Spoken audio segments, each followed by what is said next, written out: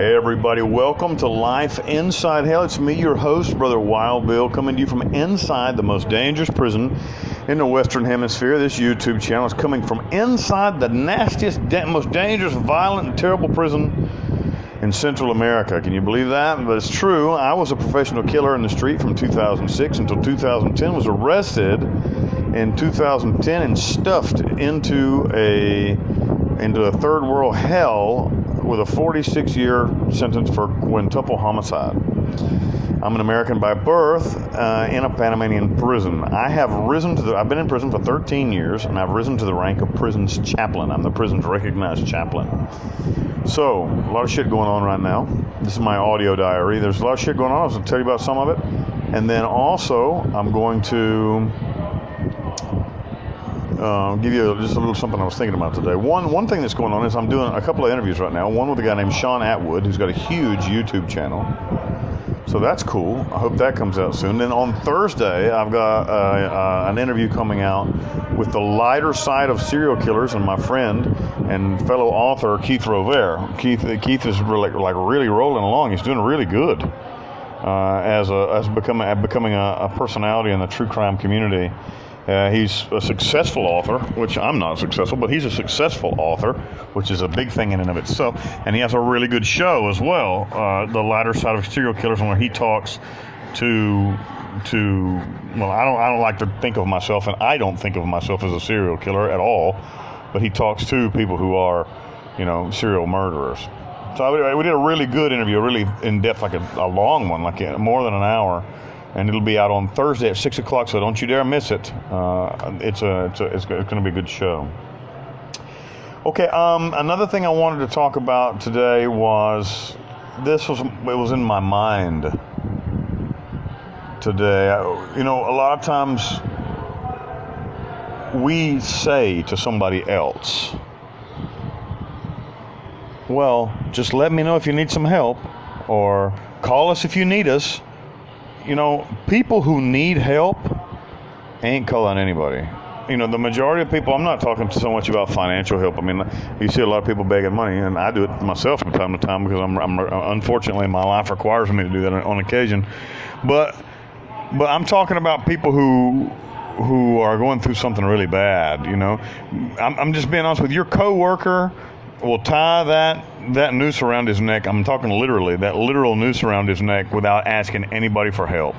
That single mother will beat her head against the wall at night crying and never tell a soul about what's going on in her life and the difficult times she's going through.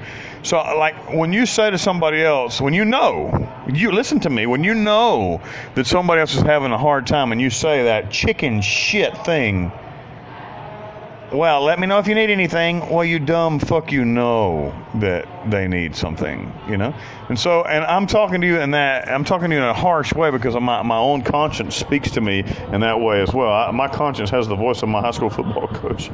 But it's really true. We need to be mindful of the people around us who need help and help them. Whatever you do is going to come back to you. If you know that somebody needs help and you say that chicken shit thing, well, if you need anything, let me know, and you don't help them, they ain't going to call you. I don't ever remember calling anybody when I needed a friend. Never. When you're emotionally in the shit, you don't call nobody asking somebody. But like this happened here. Check this out. Yesterday, I come up with a whole chicken. Can you believe that shit? A whole roasted chicken or a whole smoked chicken. And so I thought at first I'll just have this big feast and ha, it's all mine, And then I thought, no, this is too much food for me, and I was already making a soup when I got a hold of the thing.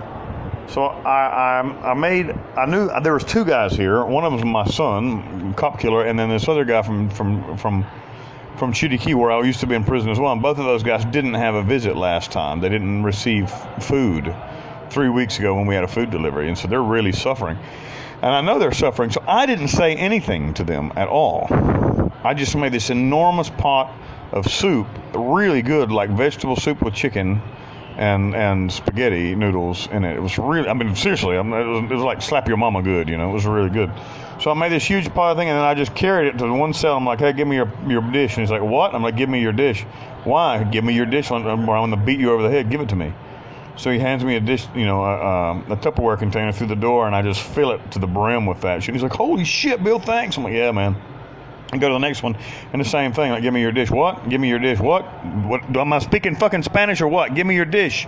So he gives me a dish and fill it to the brim and come back. And then I ate a huge meal out of it myself, too, maybe even two. You know, but I ate it all at one time, but it was probably 2 meals. And so I gave a double helping to each of us. You know, all of us got, you know, we ate six meals, the three of us.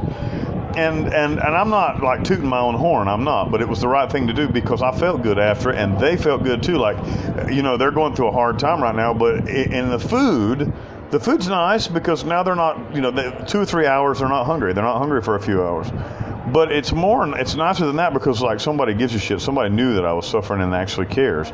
And that's the motivating thing, and that's what we want to do for somebody else. Now, in the law of attraction, the law of the harvest say that whatever I put out will come back to me. So in my moment of need, whenever that comes around, somebody will have the same mercy on me, same sympathy for me, and I believe that that's true. So, no more of that bullshit about, let us know if you need anything.